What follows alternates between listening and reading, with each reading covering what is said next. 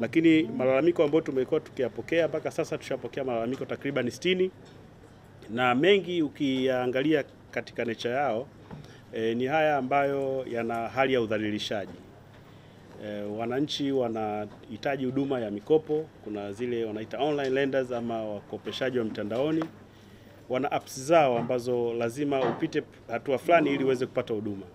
Sasa unakuta katika hizo stage unazopita, kuna sehemu yule mtumiaji ama anahitaji huduma anaulizwa, unaturuhusu kutumia phone book yako? Kwa hiyo wengi wamekuwa kitiki pale, wanairuhusu ile app kutumia phone book yao. Na wakati wa malipo sasa, yule mwenye mtoa huduma anapeleka message ya kumdhalilisha yule mhusika kwenye contact book yake yote. Kwa hiyo tumeona makosa mengi ya hivyo, lakini tumeshirikiana na Benki Kuu ya Tanzania pamoja na Mamlaka ya Mawasiliano na vyombo vya ulinzi na usalama, tumeweza kuzifuta usajili wake hizo taasisi zote ambazo zinafanya uhuni huo. Lakini pia tunatoa wito sasa kwa watumiaji, wewe mtumiaji ukienda lazima uwe makini na kile ambacho unaombwa. Na pia tunashauri kwamba hizi huduma zinazohusu masuala ya fedha ni taarifa nyeti. Sasa mambo ya kupata huduma ya taarifa nyeti kwenye mitandao, hata mhusika hujamuona, kitaalam sisi tunashauri isifanyike hivyo. Pia Mheshimiwa Rais alielekeza kwamba mifumo yote isomane. Sasa tumekuja na teknolojia moja ambayo tunaita ni Samia Technological Stack, ambayo ndio teknolojia ya nchi. Tunakuwa na taasisi moja ambayo inafanya utambulisho, na ndio maana tulikuwa tunaongelea habari ya jamii namba, ambayo kwa sasa tunakitumia kitambulisho cha NIDA.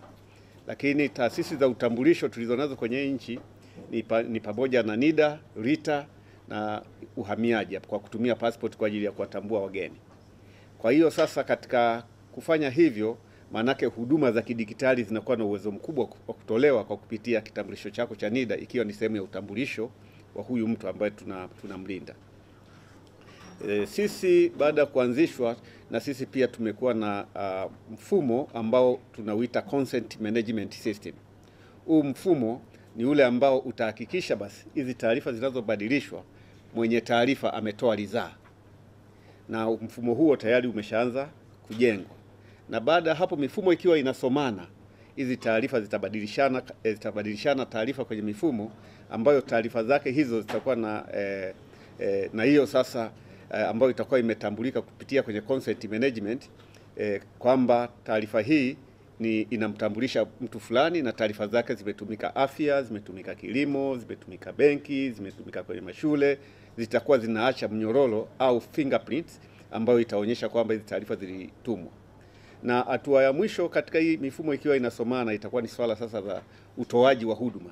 Katika utoaji wa huduma, mtu atahudumiwa kutokana na utambulisho wake, na kwa kila mwananchi atakuwa na uwezo sasa wa kuwa na taarifa, kujua taarifa zake zimetumika wapi kwa kutumia Jamii Portal. Hii Jamii Portal itakuwa ni application ambayo inamruhusu kila mtu kuweza kuangalia taarifa zake zilitumika wapi na kwa nini, na je aliridhia au hakuridhia. Na hatua ya mwisho, kama taarifa zilitumika sehemu ambapo hakuridhia, basi ataiona tume. Kwa hiyo tume jukumu lake kubwa sana ni kuhakikisha tunalinda faragha za kila mtu. Kwa hiyo mlengo wa mwisho kwetu ni kila mtu na taarifa zake binafsi na faragha yake. Lakini kwa wakusanyaji na wachakataji, kwa mujibu wa sheria, wao zile taarifa walizo nazo ili waweze kumhudumia mtu, wanatakiwa kuhakikisha kwamba wanazilinda. Na kimsingi tunachokiangalia hapo ni kwamba wanakuwa na mkataba kati ya mtu anayehudumiwa na yule aliyekusanya taarifa kwa ajili ya huduma hiyo. Ni makosa kisheria kama taarifa za mtu ulizonazo unazitumia nje ya makusudi mliokubaliana na mwenye taarifa hiyo.